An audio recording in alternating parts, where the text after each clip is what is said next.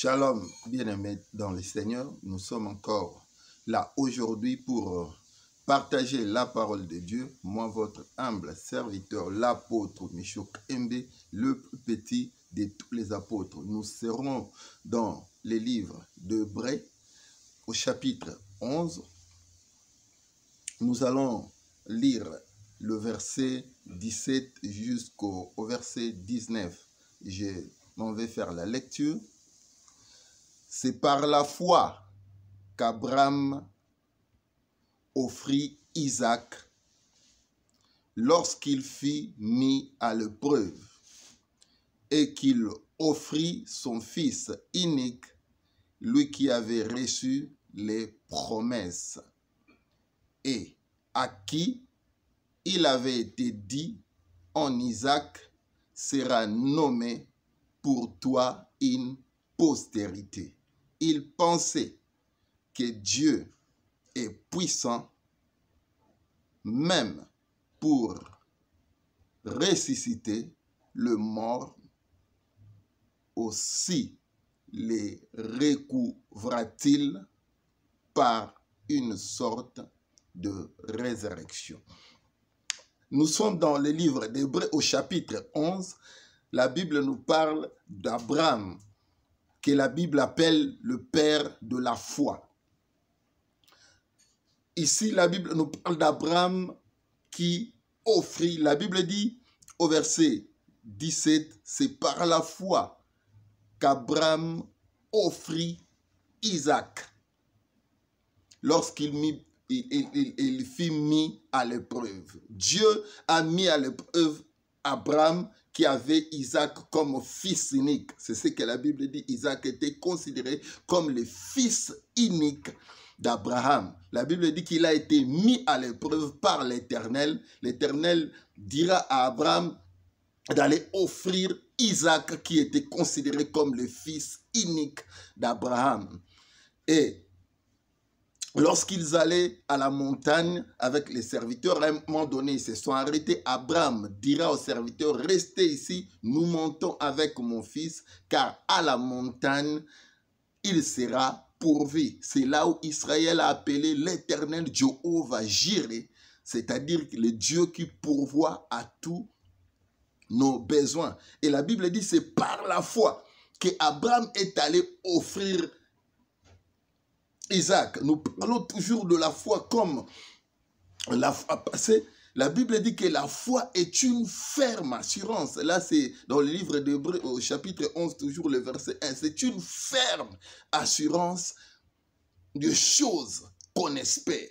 Une démonstration de celles qu'on ne voit pas. Des choses qu'on ne voit pas. La foi, c'est une démonstration. Il faut faire une démonstration de la foi. La Bible dit que c'est par la foi qu'Abraham offrit Isaac. Or, la fois passée, on avait dit qu'au verset 6, toujours le chapitre 11, la Bible dit, sans la foi, il est impossible d'être agréable à Dieu. Et Abraham avait la foi, on l'appelle Abraham le père de la foi. C'est par la foi qu'Abraham offrit Isaac. Lorsqu'il était mis à l'épreuve, Dieu a mis Abraham à l'épreuve. Dieu nous met à l'épreuve. Dieu ne tente jamais. La Bible dit Dieu ne tente jamais car la tentation vient du diable. Mais Dieu nous met à l'épreuve. Il nous demande des choses, des sacrifices à faire pour voir si réellement nous obéissons à lui, à sa voix, lui qui est l'Éternel, notre Dieu. Si vous lisez l'histoire d'Abraham, la Bible dit que lorsque Abraham leva sa main pour offrir Isaac, l'Éternel a dit à Abraham, ne le tue point, car je sais que maintenant tu me crains.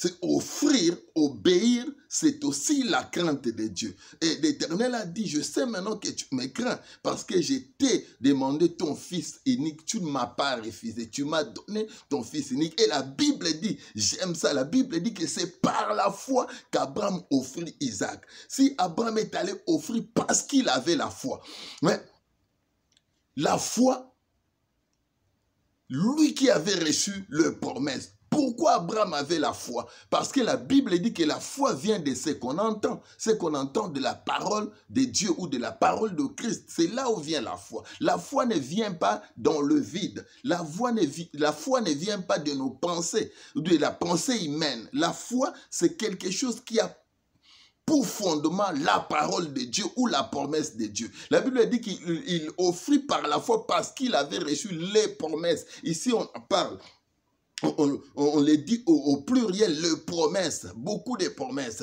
Il avait reçu les promesses de Dieu. C'est pour cela qu'il est allé offrir Isaac par la foi, parce qu'il avait reçu les promesses. Quelle était la promesse que Dieu avait donnée et à qui il avait été dit: en Isaac sera nommé pour toi une postérité. L'Éternel avait dit à Abraham: c'est à partir d'Isaac que ta postérité sortira. Vous imaginez, l'Éternel vient, il dit à Abraham: c'est par Isaac que je ferai sortir ta postérité, ta descendance. Et le même Dieu qui revient, qui dit à Abraham: c'est Isaac, ton fils, par qui sortira ta postérité, tu dois les tuer. C'est comme une contradiction. Si tu les tues, il n'y aura plus ta postérité qui sortira de lui.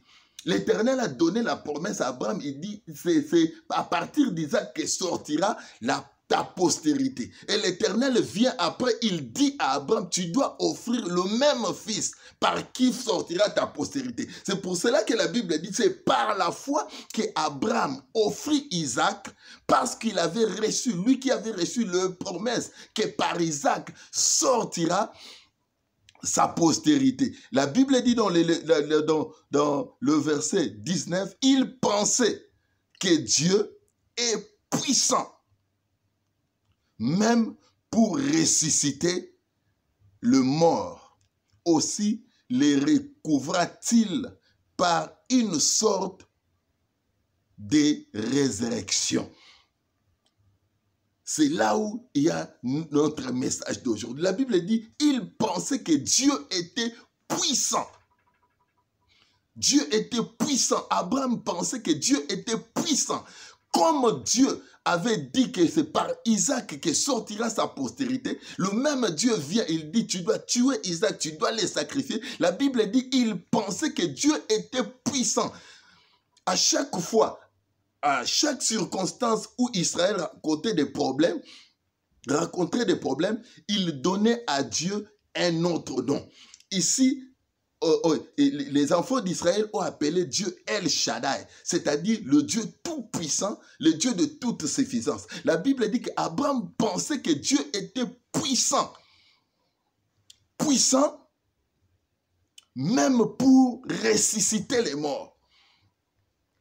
C'est-à-dire, Hébreu voulait dire quoi? Voulait dire que Abraham, lorsqu'il offrait Isaac, comme il avait la promesse de Dieu sur Isaac, que de lui sortira sa postérité, il offrait Isaac par la foi parce qu'il pensait dans sa tête que Dieu est puissant. Dieu est El Shaddai, Dieu est le Dieu de toute suffisance. Il va, même s'il tuait Isaac, Dieu va les ressusciter parce que d'Isaac sortira sa postérité. C'est-à-dire, Dieu ne permettrait pas que Isaac soit enterré parce que d'Isaac sortira sa postérité. S'il tuait Isaac, Dieu est El Shaddai, il est capable de ressusciter Isaac pour que par lui sorte sa postérité. C'est pour cela que la Bible dit il avait la foi que Dieu allait ressusciter Isaac, même s'il le tuait, parce que d'Isaac sortira sa postérité.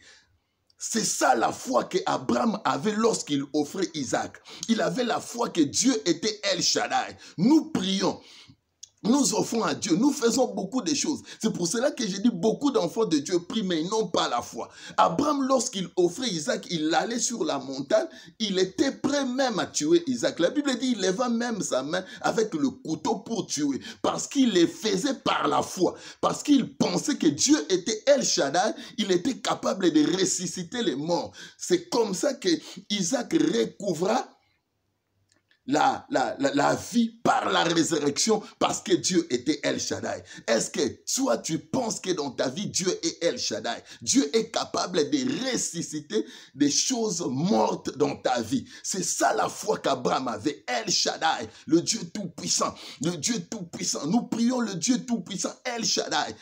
La foi sur El Shaddai, la foi sur un Dieu puissant. Il croyait, il pensait que Dieu était puissant. C'est ça le message d'aujourd'hui. Tu dois croire que Dieu est puissant. Dieu est El Shaddai. Il est le Dieu de toute suffisance. Il se suffit en lui-même. Dieu n'a pas besoin d'aide. Dieu ne dira jamais, venez me secourir parce que je suis arrivé au bout. C'est ça ce que signifie El Shaddai. C'est-à-dire Dieu qui se suffit en lui-même. Il n'y a pas un homme qui se suffit en lui-même. Tout homme est faillible, tout homme a besoin d'une aide.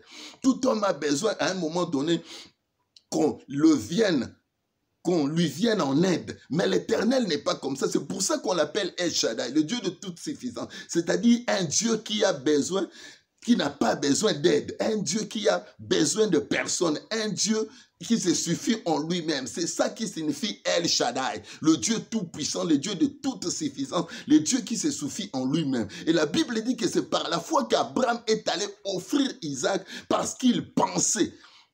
C'est ce que la Bible dit. Il pensait que Dieu était puissant à telle enseigne que même s'il tuait à Isaac, Dieu allait ressusciter Isaac. Pourquoi Dieu était obligé de ressusciter Isaac? Parce que sur Isaac, il y avait une promesse que par Isaac sortira la postérité d'Abraham. C'est-à-dire la promesse de Dieu sur Isaac a produit la foi en Abraham, que même s'il tuait, comme c'est le même Dieu qui avait donné la promesse que sur Isaac sortira sa postérité, c'est-à-dire la postérité d'Abraham, le même Dieu qui revient pour dire à Abraham, tu dois les sacrifier, la Bible dit qu'il est allé offrir Isaac par la foi, parce qu'il croyait que Dieu était tellement puissant.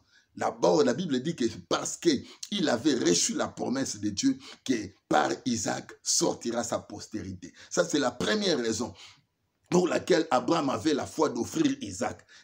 Dieu avait promis à Abraham que par Isaac sortira sa postérité. Ça, c'est la première raison. Deuxième raison, la Bible dit que parce qu'il pensait, même s'il tuait Isaac, Dieu était El Shaddai, Dieu était puissant, capable de ressusciter Isaac, de le remettre en vie.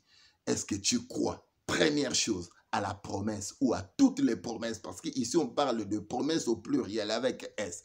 Tu crois à toutes les promesses faites par Dieu sur toi? Deuxième chose, tu dois croire à la toute puissance de Dieu. Tu dois croire que Dieu est El Shaddai, même si quelque chose meurt dans ta vie, il est capable de le ressusciter. Quelle foi de croire que Dieu est capable de ressusciter. Je t'amène un message d'espoir aujourd'hui pour dire que Dieu est puissant.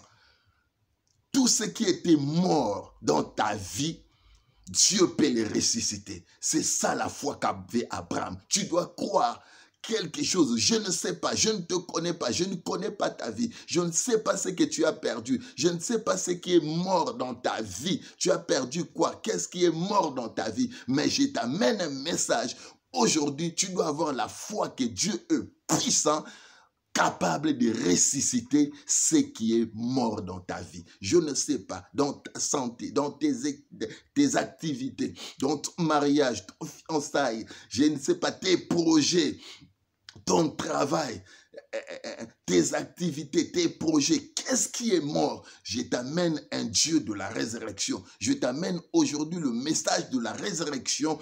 Tu dois avoir la foi en ce Dieu-là, El Shaddai, qui est capable de ressusciter comme Abraham avait la foi d'offrir Isaac parce qu'il croyait que Dieu était puissant, même capable de ressusciter de mort.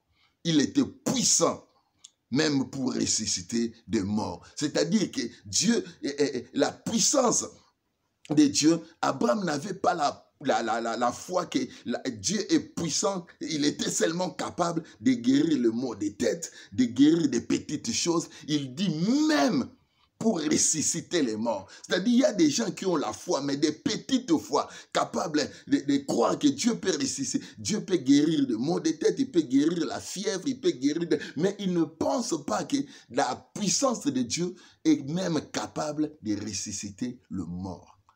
C'est ça la différence de la foi. Il y a de petites foi et il y a de grandes foi. Si vous lisez dans la Bible, c'est ce que les disciples ont dit un jour à Jésus. Maître, augmente-nous la foi. Jésus a dit, si vous avez une petite foi, comme